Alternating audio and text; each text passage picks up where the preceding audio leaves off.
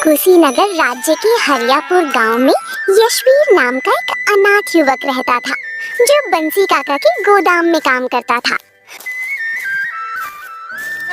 उस दिन यशवीर गोदाम के अंदर लेटा हुआ आराम कर रहा था कि तभी बंसी काका वहां आ गए। अरे ओ यशवीर, मैं तुम्हें यहाँ पर काम करने की मजदूरी देता हूँ, आराम करने की नहीं। कहा था ना कि अनाज की बोरियां बाहर बैलगाड़ी में रखवा दे, हैं? बैलगाड़ियां धूप में खड़ी तुम्हारा इंतजार कर रही हैं और तू यहाँ मजे से टांग फैलाकर लेटा हुआ है। अब बंसी काका, बस कुछ देर तो आराम करने दिया करो, सुबह से तो लगा हुआ हूँ। कुछ दिनों से देख रहा हूँ यशवीर, तू काम से जी चुराने लगा है, क्यों रे? सच बताऊं काका, तो अब मुझसे मेहनत नहीं होती। न जाने मेरा भाग्य कब बदलेगा। छोटा था तो माँ बाप छोड़ गए, बचपन अनाथ की तरह बीता। सोचा था जवान होकर किस्मत बदल जाएगी, लेकिन अब तो लगता है कि पूरा जीवन यही बोरियां उठाने में कटेगा। याद रख यशवीर, ये किस्मत जो होती है ना, ये लेटे लेटे नहीं बदलती, उसके लिए मेहनत करनी पड़ती है, हाथ पांव चलाने पड़ते हैं, योजनाएं बनानी पड़ती हैं। अब चल जल्दी से बोरियां गाड़ी में रख और सुन, कल सुबह जंगल चले जाना, तुम्हें लकड़ियां काट कर लानी है। घर पर लकड़ियां खत्म हो गई हैं, समझा? इतना कहकर बंसी काका वहां से चले गए। यशवीर घर जाने ही वाला था कि तभी कोई आवाज उसके कानों में टकराई। वो पूजा थी, बंसी काका की पुत्री, जो यशवीर से प्रेम करती थी। अब पिताजी ने क्या कर दिया? अरे करेंगे क्या, जरा सा बैठ के आ गया, तुम्हारे पिता ने आसमान ही सिर पर उठा लिया और देने लगे मुझे प्रवचन। ये नहीं तो वो नहीं, वो नहीं तो ये नहीं। वो सब छोड़ो, ये बताओ हमारी शादी के बारे में पिताजी से कब बात करोगे? यशवीर का चेहरा गंभीर हो गया। देखो पूजा, मैं तुमसे प्रेम करता हूँ और तुम भी मुझसे करती हो, लेकिन तुम्हारे पिता से बात करने की मुझ में हिम्मत नहीं है। जब हिम्मत नहीं थी तो प्रेम क्यों किया? मैं कुछ नहीं जानती यशवीर। अगर तुम कुछ दिनों तक पिताजी से बात नहीं करते तो मैं खुद उनसे बात करूंगी। इतना कहकर पूजा वहां से चली गई। यशवीर चुपचाप घर लौट आया।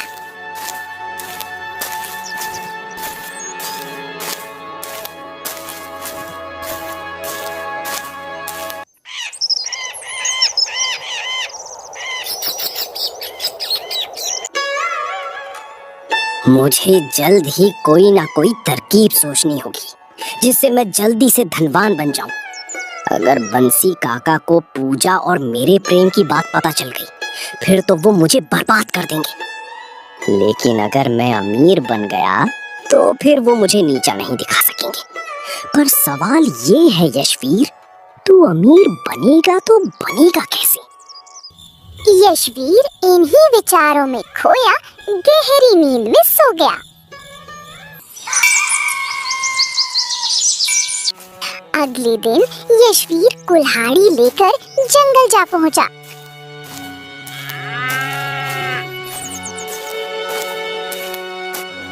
और लकड़ियां काटने लगा। कुछ देर बाद थक कर वो एक पेड़ के नीचे बैठ गया। बाप रे बाप, मेरी जिंदगी भी कितनी अजीब है। जिसके घर पर काम करता हूँ उसी की बेटी से प्रेम कर बैठा। भला बंसी काका मेरी शादी अपनी बेटी से क्यों ही करेंगे? मैं उनके लिए बस एक मजदूर हूँ, एक बेकार मजदूर। उसने अपनी झोली से कुछ फल निकाले और खाने लगा। तभी उसके सामने एक साधु आकर खड़ा हो गया। बेटा मुझे बड़ी भूख लगी है, एक फल मुझे भी दे दो बेटा, दे दो। यशवीर ने बिना कुछ बोले एक फल साधु की ओर बढ़ा दिया। साधु पास बैठ गया और शांति से फल खाने लगा।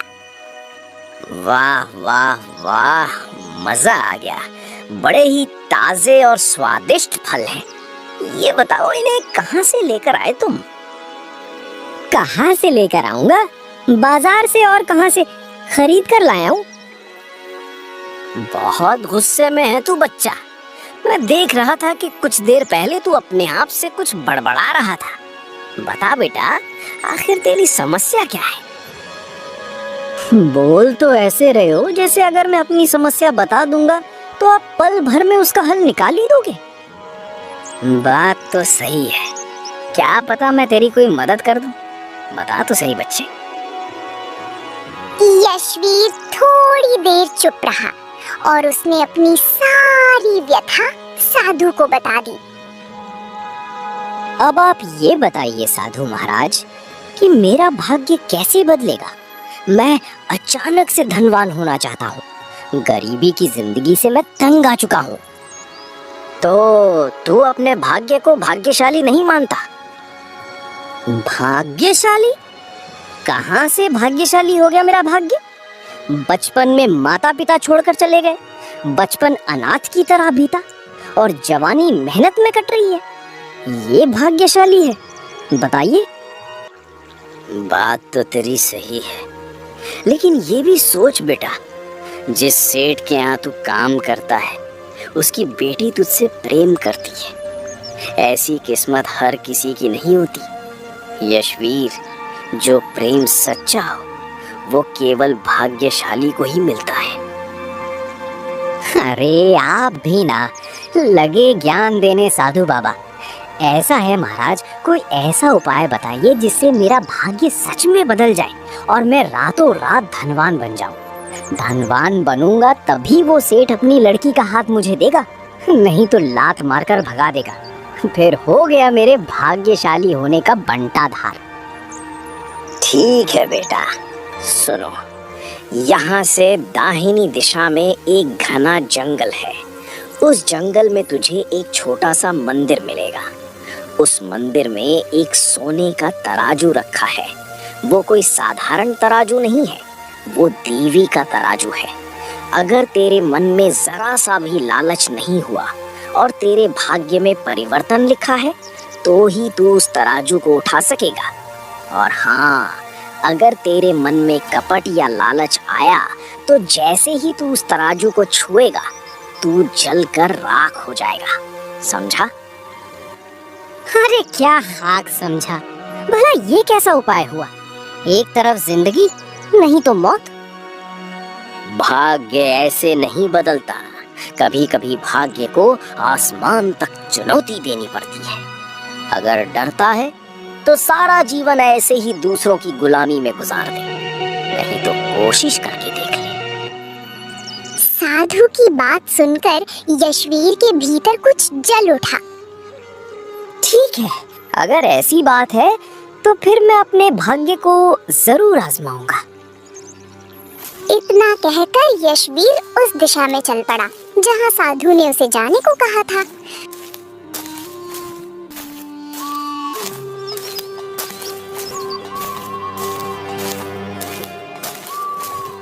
कुछ देर बाद यशवीर घने जंगल में पहुंचा। पेड़ों के बीच छिपा एक छोटा सा मंदिर उसकी नजर में आया। अरे, साधु महाराज ने सच कहा था। यहाँ तो सचमुच एक छोटा सा मंदिर है। चलो देखते हैं अंदर। क्या वाकई वहाँ सोने का तराजू है या फिर साधु महाराज मंदिर का पता बताकर मुझे मूर्ख बना रहे थे? चलो। यशवीर सावधानी से मंदिर के अंदर चला गया। अंदर चमकती सोने की किरणों में एक तराजू रखा था। बाप रे, इसका मतलब साधु महाराज का हर एक शब्द सत्य था। पर अगर मैं इसे उठाऊंगा तो जलकर राख हो जाऊंगा। तो हे भगवान, क्या मेरी कहानी यहीं खत्म हो जाएगी? क्या करूं, क्या करूं? हाँ, इस तरह जीने से अच्छा है कि यहीं पर जलकर राख हो जाऊं। उसने झटके से तराजू उठा लिया। अरे मुझे तो कुछ नहीं हुआ। इसका मतलब मेरा भाग्य बदलने वाला है। मेरा भाग्य बदलने वाला है। वो खुशी खुशी तराजू उठाए वहां से चला गया।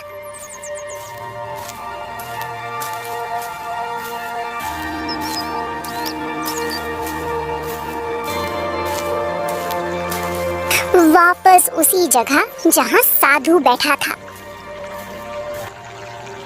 अरे वाह, तू तो बड़ा भाग्यशाली है रे।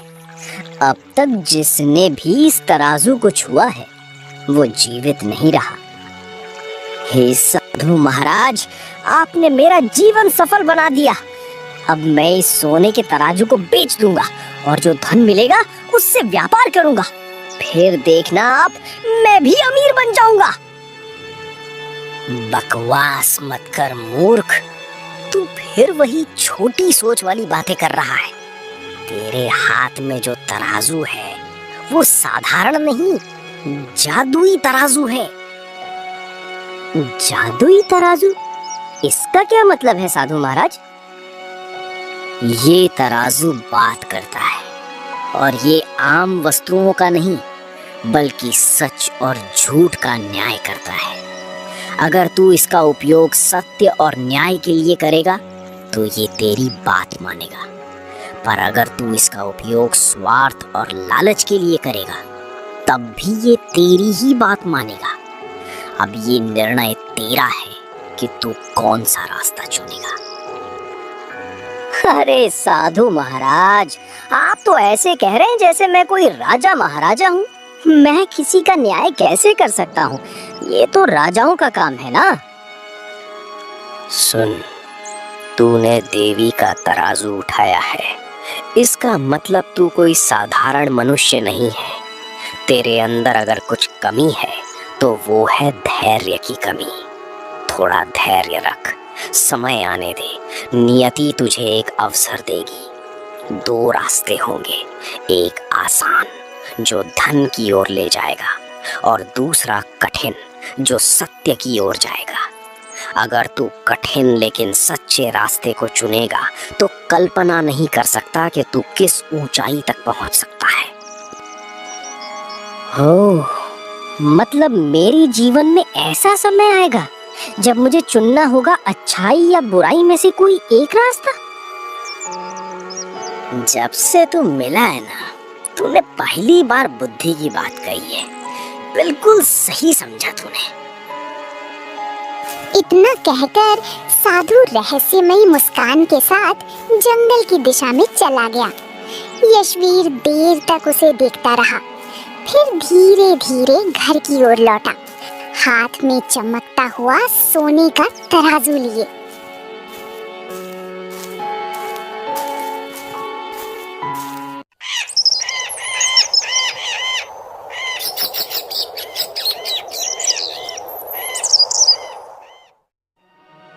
यशवीर घर पहुंचा ही था।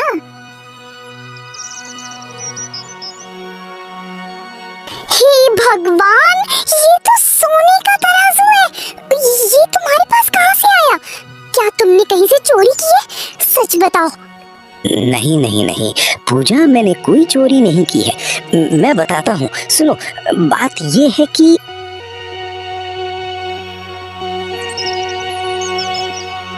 यशवीर ने पूरी घटना पूजा को सुना दी। साधु, मंदिर और जादुई सोने का तराजू। यशवीर, साधु महाराज की बात में गहराई लगती है। तुम इस तराजू को कहीं बेचने की गलती मत करना। क्या पता वही साधु सच कह रहा हो और ये तराजू तुम्हें उस ऊंचाई तक पहुंचा दे जिसकी तुमने कल्पना भी नहीं की। हाँ, सच कहूँ पूजा, मैं भी यही सोच रहा हूँ। तभी अचानक वहाँ बंसी काका का नौकर मोहन आ पहुँचा।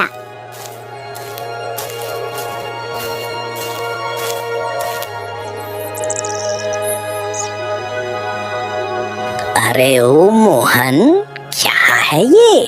तुम यहाँ चुपके चुपके हमारी बातें सुन रहे थे? इरादा तो नहीं था, पर हाँ, सब कुछ सुन लिया है। मैं तो बस ये देखने आया था कि तुम जंगल से लकड़ियां काट कर लाए या नहीं, क्योंकि बंसी काका ने मुझे भेजा था। पर इसी बहाने तुम्हारा ये रहस्य भी मैंने जान लिया। चिंता मत करो, मैं किसी को कुछ नहीं कहूंगा। इतना कहकर मोहन वहां से चला गया।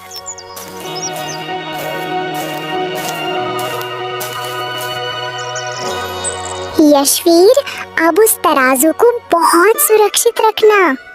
क्यों? क्योंकि अगर मोहन को कोई बात पता चल गई तो मतलब कि वो बात पूरे गांव को पता चल जाएगी। हाँ, जानता हूँ, उसकी आदत ही ऐसी है।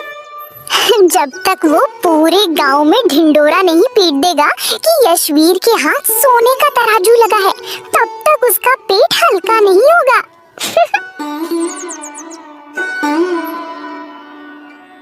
पूजा चली गई।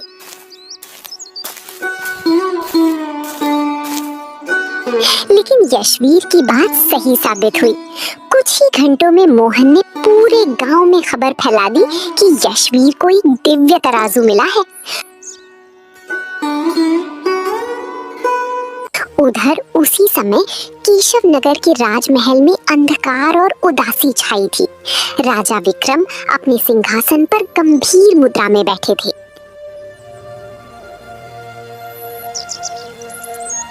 महाराज, इस तरह उदास बैठने से कुछ नहीं होगा।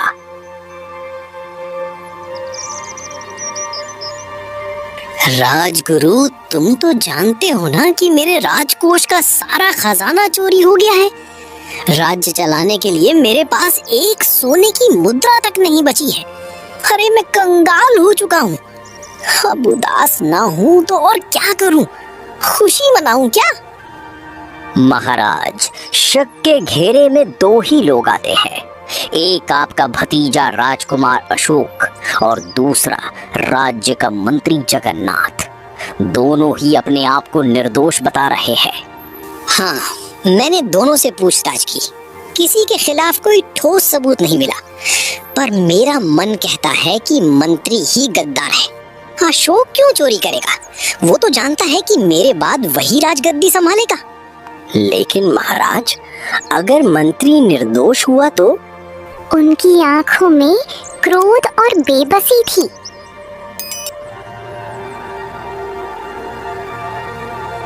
तो राजगुरु, जाओ तो फिर कोई ऐसा चमत्कार ढूंढो जो सत्य को सत्य और झूठ को झूठ साबित कर सके। क्योंकि मैं जानता हूँ इन दोनों में से ही कोई एक चोर है, पर कौन, इसका अंदाजा मैं आज तक नहीं लगा पाया हूँ। ये पहली बार है मैं अपने शासनकाल में ही किसी चोर को पहचानने में असफल हो रहा हूँ।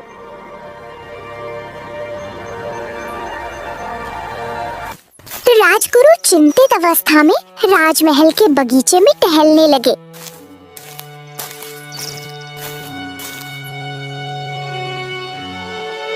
तभी एक सैनिक वहां आ पहुंचा।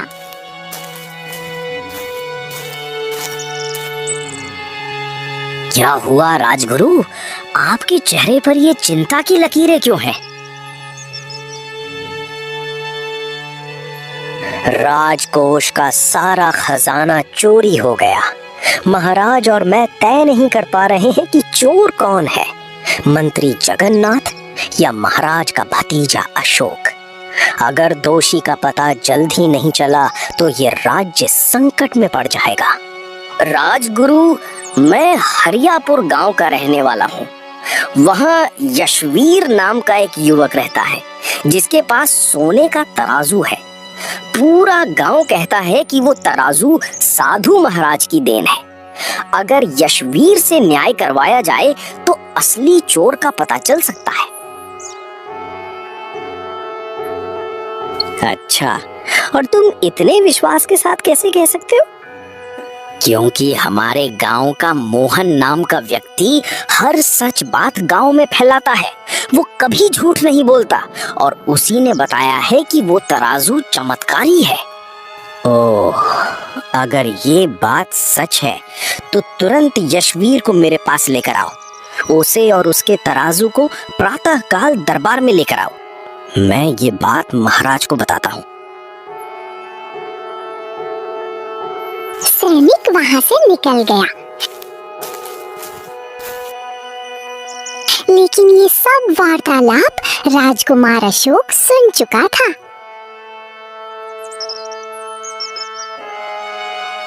अगर वो तराजू सच में चमत्कारी हुआ फिर तो मैं चोर साबित हो जाऊंगा, और सच तो यही है कि चोरी तो मैंने ही की है। पर अब एक रास्ता है, यशवीर को खरीदना।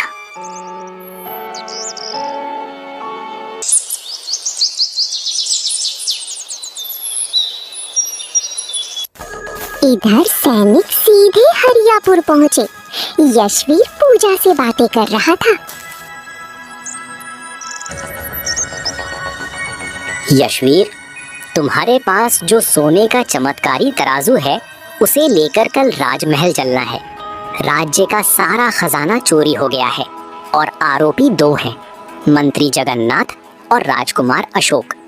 महाराज चाहते हैं कि तुम्हारा तराजू असली चोर को पहचान ले। अगर तुमने सच का पता लगा दिया तो महाराज तुम्हें बहुत बड़ा इनाम देंगे। ठीक है, तो कल दरबार में हाजिर हो जाना अपने तराजू के साथ। चलो, मैं चला। इतना बोलकर सैनिक वहां से चला गया। यशवीर, इसका मतलब साधु महाराज की बात सही थी। समय आ गया है, शायद यही तुम्हारे भाग्य का नया मोड़ है। उसी समय घोड़े की टापों की आवाज गूंजी। राजकुमार अशोक स्वयं यशवीर के दरवाजे पर आए। तो तुम्हारा ही नाम यशवीर है? हाँ जी, मेरा ही नाम यशवीर है। मुझे पता है कि तुम्हारे पास दिव्य सोने का तराजू है जो असली चोर का नाम बता सकता है, और तुम्हें पता है असली चोर मैं ही हूँ। लेकिन मैं चाहता हूँ कि तुम मंत्री जगन्नाथ को दोषी साबित कर दो। बदले में मैं राजकोष से चुराया हुआ आधा खजाना तुम्हें दे दूंगा। क्या कहते हो?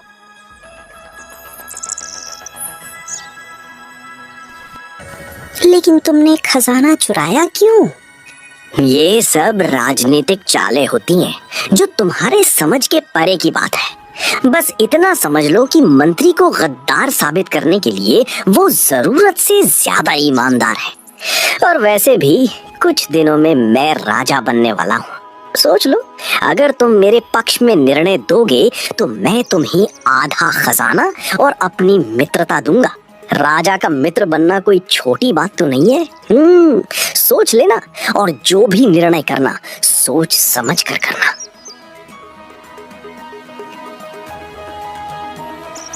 इतना बोलकर अशोक वहां से चला गया और यशवीर गहरी सोच में डूब गया।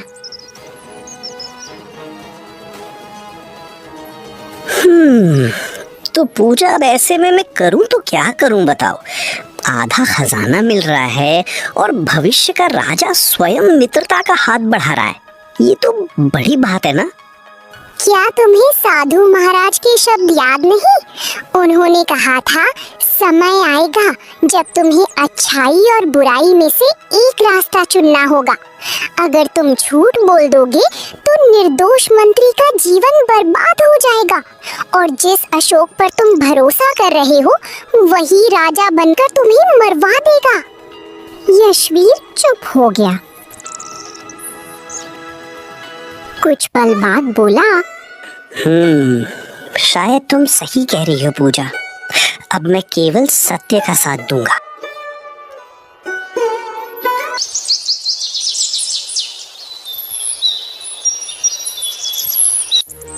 अगले दिन यशवीर सैनिक के साथ राजमहल पहुंचा। दरबार में महाराज विक्रम सिंहासन पर बैठे थे। सामने मंत्री जगन्नाथ और राजकुमार अशोक सिर झुकाए खड़े थे।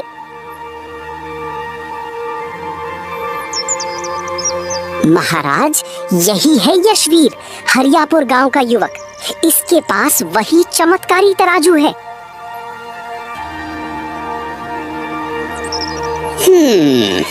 यशवीर, हमें बताया गया है कि ये तराजू सच और झूठ का निर्णय करता है। प्रणाम महाराज। महाराज, मैं प्रयास करता हूँ। जब से ये तराजू मेरे पास आया है मैंने इसका उपयोग नहीं किया है, लेकिन हाँ, साधु महाराज ने कहा था कि ये स्वयं बताएगा सत्य क्या है और झूठ क्या है। यशवीर ने तराजू दरबार के बीच रखा और बोला,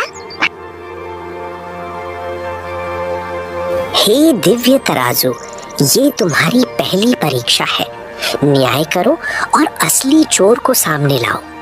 अचानक सोने का तराजू चमकने लगा। उसकी आवाज गूंजी, दोनों आरोपियों को मेरे पलड़े में बैठा दो। राजकुमार अशोक, तुम पहले बैठो। अशोक तराजू के एक पलड़े में बैठा। मंत्री जगन्नाथ, तुम दूसरे पलड़े में बैठो। मंत्री भी बैठ गया। कुछ पल बाद तराजू की आवाज फिर गूंजी, जिसके शरीर पर जलन मचेगी वही दोषी होगा। वो स्वयं अपने अपराध को स्वीकार करेगा। अशोक के चेहरे का रंग उड़ गया। अगले ही क्षण उसके शरीर पर भयंकर जलन होने लगी। अरे रे रे रे, मेरे शरीर में आग लग रही है। इसको रोकिए महाराज, महाराज इसको रोकिए। सत्य बोल दो अशोक, तुम्हारा दर्द समाप्त हो जाएगा। हाँ हाँ महाराज, मैं दोषी हूँ। राजकोष का सारा खजाना मैंने ही चुराया। मैं मंत्री को गद्दार साबित करना चाहता था क्योंकि वो जान चुका था कि मैं अवैध वसूली कर रहा था। मैंने यशवीर को भी खरीदने की कोशिश की ताकि वो मंत्री को दोषी ठहरा दे। राजा विक्रम क्रोध में खड़े हो गए। अशोक, हमने सोचा था कि तुम हमारे उत्तराधिकारी बनोगे, पर जो अपने ही राज्य को लूटे वो राजा बनने के योग्य नहीं। अब तू अपना शेष जीवन कारागार में बिताएगा। सैनिकों, ले जाओ इसे। सैनिक अशोक को पकड़कर ले गए। तराजू धीरे धीरे रंग बदलने लगा और शांत होकर अपनी असली अवस्था में लौट आया। यशवीर, तूने लालच को ठुकराया और सत्य का साथ दिया। सत्य का साथ देने वाला ही सच्चा राजा होता है। आज से मैं तुझे इस राज्य का उत्तराधिकारी घोषित करता हूँ। क्या? अब मैं राजा? तभी दरबार में प्रकाश फैल गया। रंग बिरंगी किरणों के बीच वही साधु प्रकट हो गया।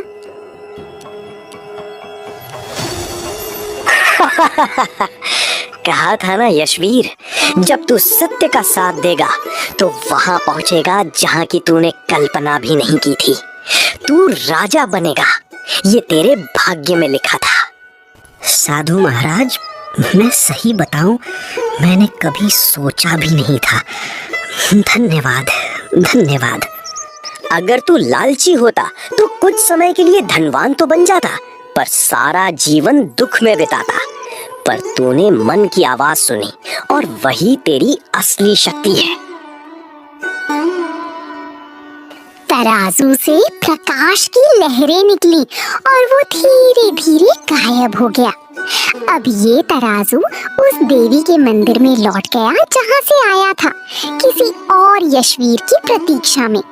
साधु भी उसी रोशनी में विलीन हो गया।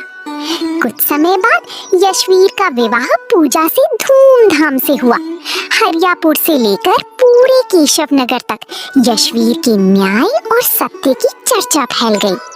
इस कहानी की सीख: सत्य का साथ देने वाला व्यक्ति अंत में हमेशा सम्मान और सफलता पाता है। लालच और बेईमानी इंसान को विनाश की ओर ले जाती है। कठिन परिस्थितियों में भी सही निर्णय लेना ही सच्ची बहादुरी है। ईमानदारी और न्याय का मार्ग अपनाने वाले को भगवान भी सफलता का आशीर्वाद देते हैं।